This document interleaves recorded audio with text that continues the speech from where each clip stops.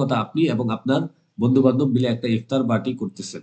তো ইফতার পার্টির ভিতর আপনার আরেক বন্ধু জায়েদ অনুপস্থিত। তখন আপনি আপনার বাকি বন্ধুদেরকে বলতেছেন, আজকে ইফতার পার্টি কতই না ভালো, এখানে যদি জায়েদ উপস্থিত হতো তাহলে কতই না ভালো হতো। এই যে আপনি একটা আকাঙ্ক্ষা প্রকাশ করলেন, এই আকাঙ্ক্ষাটায় আরবিতে লাইতার মাধ্যমে প্রকাশ করা হয়।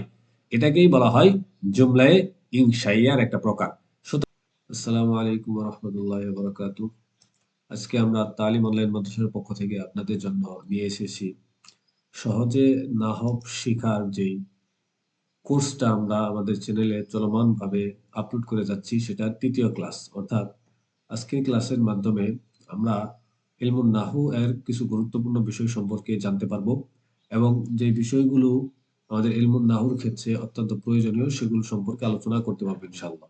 ইতিপূর্বে আমরা এই নাহু কোর্সের ২টি ক্লাস নিয়েছি, যেগুলো আমাদের ইউটিউব চ্যানেলে প্লেলিস্ট আকারে দেওয়া আছে।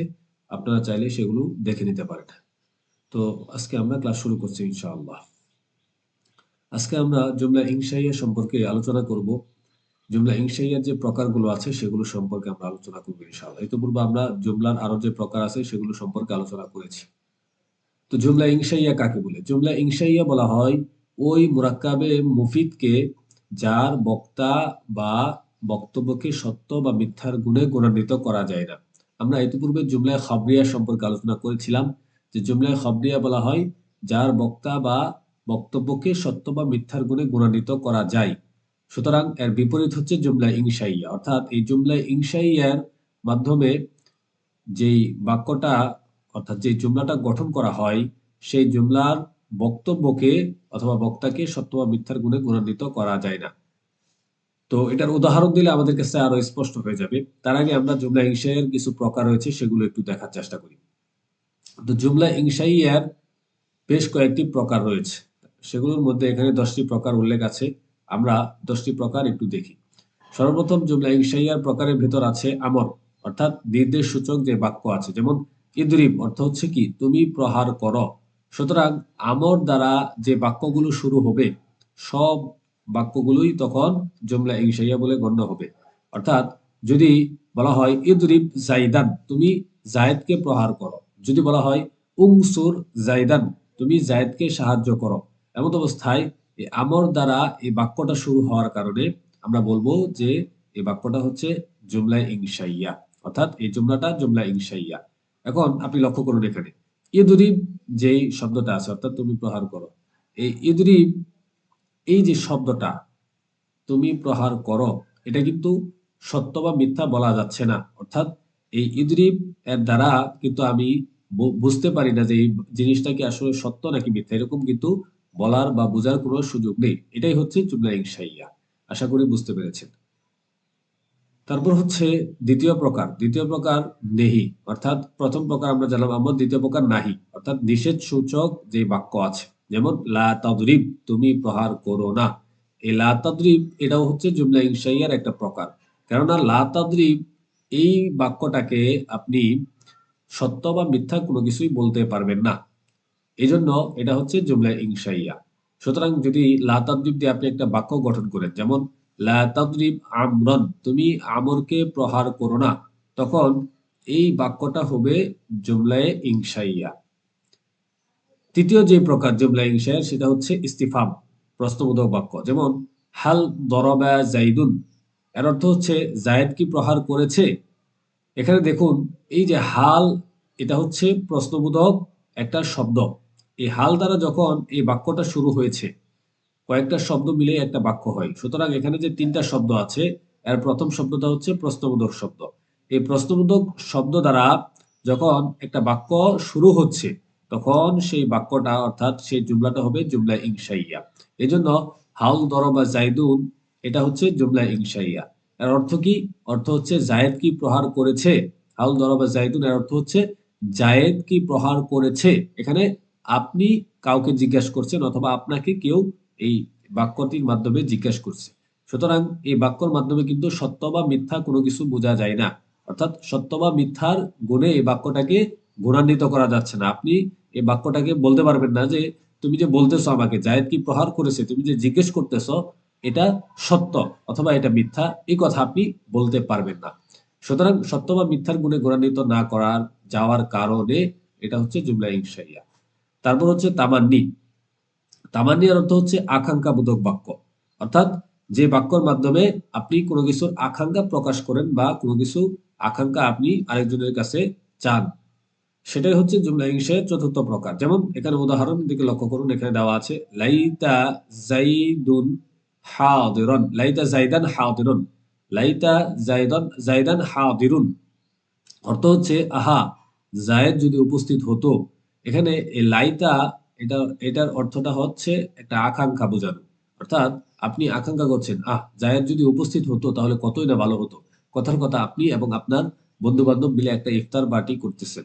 তো ইফতার পার্টির ভিতর আপনার আরেক বন্ধু জায়েদ অনুপস্থিত, তখন আপনি আপনার বাকি বন্ধুদেরকে বলতেছেন, আজকের ইফতার পার্টি কতই না ভালো, এখানে যদি জায়েদ উপস্থিত হতো তাহলে কতই না ভালো হতো। এই যে আপনি একটা আকাঙ্ক্ষা প্রকাশ করলেন, এই আকাঙ্ক্ষাটায় আরবিতে লাইতার মাধ্যমে প্রকাশ করা হয়। এটাকেই বলা হয় জুমলায়ে ইনশাইয়ার একটা প্রকার। সুতরাং এই লাইতার মাধ্যমে যে বাক্যগুলো শুরু হবে, সেই বাক্যগুলো হবে জুমলা ইনশাইয়া। আশা করি আপনারা খুব ভালোভাবে বুঝতে পেরেছেন। তারপর পঞ্চম যে প্রকার সেটা হচ্ছে তারাজ্জি। তারাজ্জি এটা হচ্ছে আশা করা, কোনো কিছুর আশা করা। আগেরটা গিয়েছে আকাঙ্ক্ষা, এখন হচ্ছে এটা আশা করা, অর্থাৎ আপনি কোনো কিছুর আশা করলে সেটা তারাজ্জি দ্বারা প্রকাশ করতে হবে। যেমন এখানে লক্ষ্য করুন, উদাহরণে দেওয়া আছে লাআল্লা আমরুন গায়িবুন, আশা করা যায় যে সে সে না আশা করা যায় যে আমর অনুপস্থিত থাকবে। এখানে লাআল্লা এর মাধ্যমে আপনি একটা আশা প্রকাশ করতেছেন। সুতরাং এই লাআল্লা আমরুন গায়িবুন, এই জুমলাটা হচ্ছে জুমলা ইনশাইয়া। কেন? কারণ এই যে জুমলাটা, এই জুমলার মাধ্যমে কোনো সত্য বা মিথ্যার গুণে এই জুমলাকে গুণান্বিত করা যাচ্ছে না, এই জন্য এটা হচ্ছে কি জুমলা ইনশাইয়া, জুমলায় ইনশাইয়া। তারপর ষষ্ঠ যে প্রকার সেটা হচ্ছে উকুদ, চুক্তিমূলক বাক্য। চুক্তিমূলক যে বাক্যগুলো আছে সেই বাক্যগুলো হচ্ছে কি জুমলা ইনশাইয়ার প্রকার। যেমন বিআতু ওয়া ইশতারাইতু, আমি বিক্রি করলাম, আমি কিনলাম। এখানে লক্ষ্য করুন, আমি বিক্রি করলাম, আমি কিনলাম। আপনি যখন আহ সূত্রের দিকে লক্ষ্য করবেন যে সত্য বা মিথ্যার গুণে গুণান্বিত করা যাচ্ছে কিনা, তখন আপনি হয়তো বলবেন যে এটাকে তো সত্য বা মিথ্যা বলা যাচ্ছে, অর্থাৎ আমি তো কিনেছি অথবা আমি কিনিনি, এই দুইটা তো সত্য বা মিথ্যা হওয়ার সম্ভাবনা রাখে, তাহলে এটা কিভাবে জুমলা ইনশাই হলো, এটা আপনি বলতে পারেন। এখানে লক্ষ্য করুন, বি'তু ওয়া ইশতারাইতু, এই বাক্যগুলো হচ্ছে চুক্তিমূলক বাক্য, অর্থাৎ আপনি যখন কোনো কিছু কিনতেছেন, সেই উপস্থিত অবস্থায় আপনি যদি ক্রেতা হয়ে থাকেন, তখন আপনি বিক্রেতাকে বলবেন বিআতু, অর্থাৎ আমি তোমার থেকে এটা ক্রয় করলাম। আর যদি আপনি বিক্রেতা হয়ে থাকেন, তখন সেই উপস্থিত অবস্থায় আপনি ক্রেতাকে বলবেন ইশতারাইতু, আমি তোমার কাছে এটা বিক্রি করলাম। সুতরাং এই উপস্থিত অবস্থায় যখন আপনি ক্রয় করলাম অথবা বিক্রি করলাম বলবেন, তখন কিন্তু সেটার কি হবে না, সত্য বা মিথ্যা হওয়ার সম্ভাবনা থাকবে না, বরং উপস্থিত অবস্থায় সেটা একটা চুক্তিমূলক বাক্য হওয়ার কারণে আপনি সেটাকে সত্য বা মিথ্যা বলার সুযোগ রাখেন না। আশা করি বুঝতে পেরেছেন। এই জন্য এই উকুদ এর এটা হচ্ছে জুমলা ইনশায়ের একটা প্রকার। উকুদের মাধ্যমে যত বাক্য হয় সেই বাক্যগুলো হচ্ছে জুমলা ইনশাই। আশা করি আপনারা বুঝতে পেরেছেন। তারপরে হচ্ছে সপ্তম প্রকার, সেটা হচ্ছে নিদা, আহ্বান সূচক বাক্য। যেমন ইয়া আল্লাহ, হে আল্লাহ। আমরা যে বলি ইয়া আল্লাহ, ইয়া রহমান, ইয়া গফুর, ইয়া করিম, ইয়া সাত্তার, এগুলো হচ্ছে নিদা, অর্থাৎ আহ্বান সূচক বাক্য। এই আহ্বান সূচক বাক্য, এটাকে কখনো আপনি সত্য অথবা মিথ্যা বলতে পারবেন না, এই জন্য এটা হচ্ছে কি জুমলায় ইনশাইয়া। তারপরে অষ্টম প্রকার হচ্ছে আরজ, অনুযোগমূলক বাক্য। যেমন আলা তানজিলু বিনা ফাতুসিবু খায়রান, তুমি আমাদের নিকট আসো না কেন, তাহলে তোমার ভালো হতো। এখানে আপনি কাউকে বলতেছেন, কারো কাছে আপনি একটা অভিযোগ করতেছেন, একটা দাবি পেশ করছেন যে তুমি যদি আমাদের নিকট আসতা তাহলে তোমার ভালো হতো, তুমি আসো না কেন, তুমি তো আসলে ভালো হতো। এই যে অনুযোগ আরদ, এই আরদ, এটাকে আপনি সত্য অথবা মিথ্যা বলতে পারবেন না, বিদায় এটা জুমলা ইনশাইয়ার একটা প্রকার। নবম যে প্রকারটা রয়েছে সেটা হচ্ছে কসম, শপথমূলক বাক্য। যেমন ওয়াল্লাহি লাআযরিবান্না যাইদান, আল্লাহর কসম আমি জায়েদকে মারবো। এই ওয়াল্লাহি এটা হচ্ছে কি আল্লাহর একটা কসম করা হচ্ছে, ওয়াওটা হচ্ছে ওয়াবে কাসমিয়া। এই ওয়াবে কাসমিয়ার মাধ্যমে যখন আপনি বাক্যটা শুরু করছেন, তখন এই বাক্যটা পুরোটাই হয়ে যাচ্ছে জুমলা ইনশাইয়া। কারণ এই আল্লাহর কসম আমি জায়েদকে মারবো, এটাকে কিন্তু আপনি সত্যও বলতে পারবেন না অথবা মিথ্যা বলতে পারবেন না।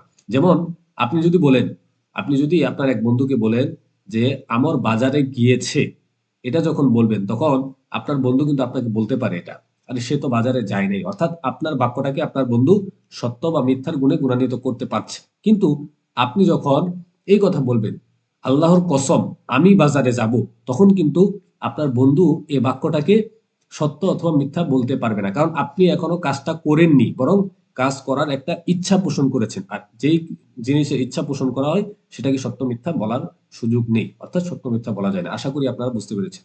তারপর তাআজ্জুব, আশ্চর্যবোধক বাক্য। ১০ নং সর্বশেষ যে প্রকারটা হচ্ছে তাআজ্জুব, আশ্চর্যবোধক বাক্য। যেমন মা আহসানাহু, সে কত সুন্দর, আহসিন বিহি, সে কি চমৎকার।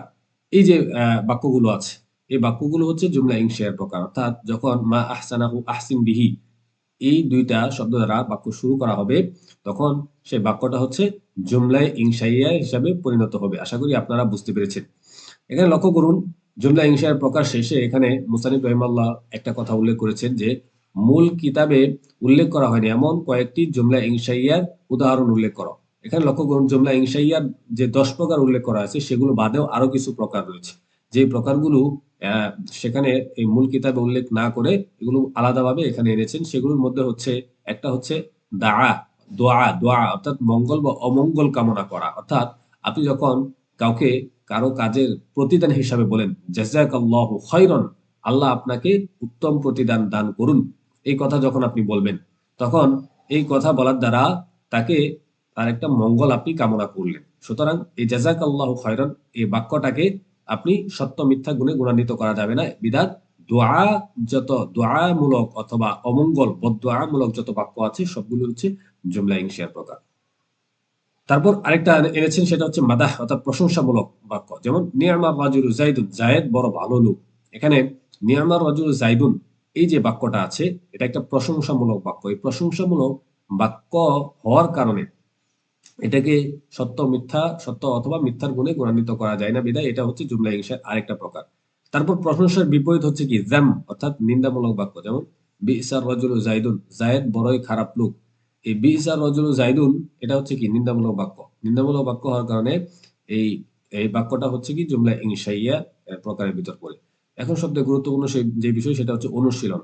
আমরা প্রত্যেকটা পড়ার শেষে আমরা যে অনুশীলনগুলো করি, সেই অনুশীলনগুলো যদি আমরা করতে পারি, তাহলে আমাদের এই পড়াগুলো একবারে আমাদের অন্তরে গেঁথে যাবে। এই জন্য আমরা এই অনুশীলনগুলো এখন একটু করার চেষ্টা করবো ইনশাআল্লাহ। আপনারা সকলেই খাতা এবং কলম নিয়ে আসেন।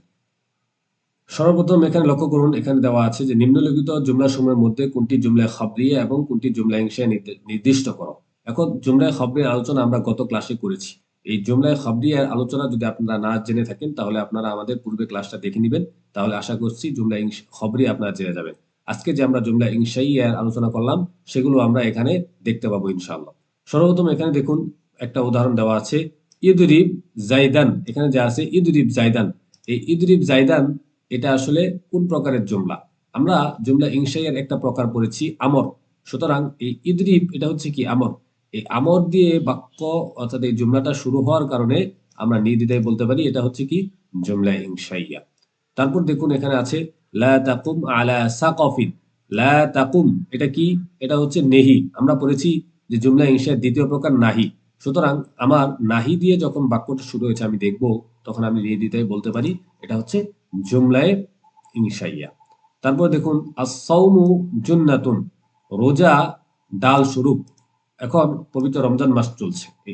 এই রমজান মাসের যে রোজা আমরা রাখি, এই রোজাটা একটা ডাল। ডাল বলতে গাছের ডাল নাই, ডাল বলতে যুদ্ধে যে ডাল ব্যবহার করা হয়। অর্থাৎ এই রোজাটা আপনাকে জাহান্নামের থেকে ডাল স্বরূপ আপনাকে বাঁচাবে। সুতরাং এই আস-সাওমু জুন্নাতুন এই বাক্যটার সাথে আপনারা পরিচিত, কিন্তু আপনারা কখনো কি এটা ভেবে দেখেছেন এটা কোন প্রকারের জুমলা? আজকে আমি আপনাদেরকে বলতেছি, এটা হচ্ছে জুমলায়ে খাবরিয়া। কিভাবে? কারণ আস-সাওমু জুন্নাতুন এটা এই বাক্যটাকে আপনি কিন্তু মিথ্যাও বলতে পারেন আবার সত্যও বলতে পারেন। দেখুন আস-সাওমু জুন্নাতুন মানে কি? রোজা ডাল স্বরূপ। এখন আপনি কিন্তু জানেন যে এটা একটা হাদিস। সুতরাং আপনি বলতে পারেন যে এই বাক্যটা সত্য একটা বাক্য, এটা মিথ্যা বলার সুযোগ নেই। সুতরাং এই সত্য বলতে পারেন বিধায় এটা হচ্ছে কি জুমলায়ে খাবরিয়া। এবং আরেকটা বিষয় আপনি লক্ষ্য করেন, এখানে জুমলা ইনশাইয়ার যে ১০টা প্রকার আমরা একটু পূর্বে পড়েছি, যে সেই জুমলা ইনশাইয়ার কোনো প্রকারের ভেতর কিন্তু এটা পড়েনি। এই জন্য এটা কি হচ্ছে জুমলায়ে খাবরিয়া। তারপর লক্ষ্য করুন এখানে আছে আস-সালাতু কাইমাতুন। নামাজ কি প্রতিষ্ঠিত। তাহলে এখানে as-salatu qa'imatun এটাও কিন্তু একটা সত্য বাক্য, একটা সত্য খবর। এটাও সত্য হওয়ার কারণে আমরা বলবো যে এটা হচ্ছে কি জুমলা খাবরিয়া। আরেকভাবে আমরা বলতে পারি যে এটা যেহেতু জুমলা ইনশায়ের কোনো প্রকারের ভিতর পড়েনি, সুতরাং এটা হচ্ছে কি জুমলা খাবরিয়া। তারপরে দেখুন আরেকটা বাক্য আছে এখানে এনেছে, আল ওয়ালাদু মারিদুন, ছেলেটি অসুস্থ। তাহলে এখানে আল ওয়ালাদু মারিদুন, ছেলেটি অসুস্থ যে বললাম, এটাও কিন্তু একটা সত্য হতে পারে, মিথ্যা হতে পারে। ধরুন এক লোক, তার মাদ্রাসার এক ছাত্র অসুস্থ আছে, এই জন্য সে তার উস্তাদের কাছে গিয়ে বলছে, উস্তাদ ওই ছেলেটি তো অসুস্থ। এখন উস্তাদ বলল যে সে তো অসুস্থ না, সে অসুস্থ ভান করেছে। সুতরাং তার উস্তাদ যে সেই বাক্যটাকে মিথ্যা বলল, এটাই আমাকে এদিকে দালালত করে যে এই বাক্যটা জুমলায় খাবদিয়া। আশা করি বুঝতে পেরেছেন। তারপর দেখুন মাতা খালিদুন, খালেদ মারা গিয়েছে।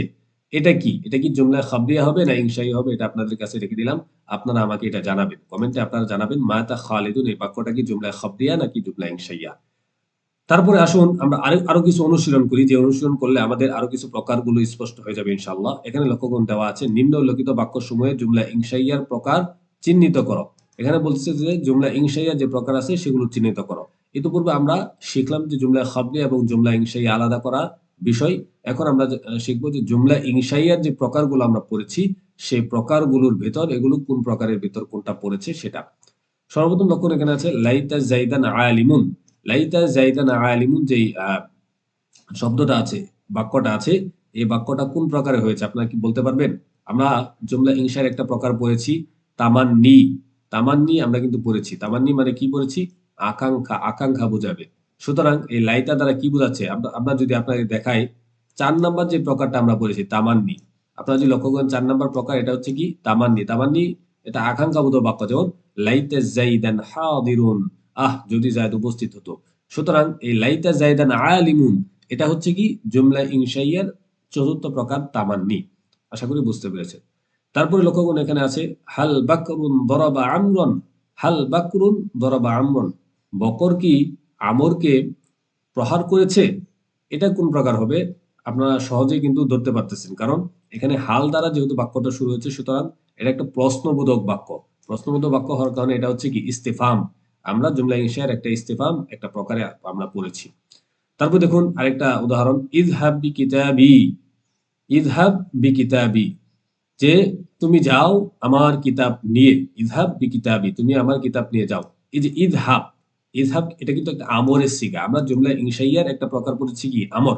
সুতরাং আমরা বলতে পারি এটা হচ্ছে জুমলা ইনশায়ের আমরের উদাহরণ। এখন বাকি দেখুন আর ৬টা উদাহরণ দেওয়া আছে। এই ৬টা উদাহরণ আমি আপনাদেরকে বলছি না, বরং আপনারা নিজেরা বাড়িতে এই ৬টা উদাহরণ অনুশীলন করবেন। আর অবশ্যই আমাদের ক্লাসটা শেয়ার করে দিবেন এবং একটা লাইক এবং সাবস্ক্রাইব করবেন। আমাদের এই পিডিএফ এবং আমাদের আরো ক্লাস পেতে আমাদের হোয়াটসঅ্যাপ গ্রুপ আছে, আপনারা সেখানে জয়েন হয়ে নেবেন। ডিসক্রিপশন এবং কমেন্টে হোয়াটসঅ্যাপ গ্রুপের লিঙ্ক দেওয়া থাকবে ইনশাআল্লাহ। সেখান থেকে আপনারা জয়েন হয়ে আমাদের ক্লাসটা আপনারা আরো ভালোভাবে পিডিএফ সহকারে ইনশাআল্লাহ অনুসরণ করতে পারবেন। আর আপনারা আপনাদের মতামত কমেন্টে জানাতে পারেন। এর পরবর্তীতে আপনারা কি ধরনের ক্লাস চান সেটাও আমাদেরকে ইনশাআল্লাহ জানাতে পারেন। তো আপনাদের কাছে এই ৬টা বাক্য আমরা হোমওয়ার্ক হিসাবে দিলাম। আপনারা হোমওয়ার্ক হিসাবে এই ৬টা বাক্য করিয়ে আমাকে হোয়াটসঅ্যাপে দেখাবেন ইনশাআল্লাহ। ইনশাআল্লাহ পরবর্তীতে আবার অন্য কোনো ক্লাসে আপনাদের সাথে দেখা হবে। আজকের মতো এখানেই আমি এই আমাদের ৩য় ক্লাস সমাপ্ত করছি ইনশাআল্লাহ। আসসালামু আলাইকুম ওয়া রাহমাতুল্লাহি ওয়া বারাকাতুহু।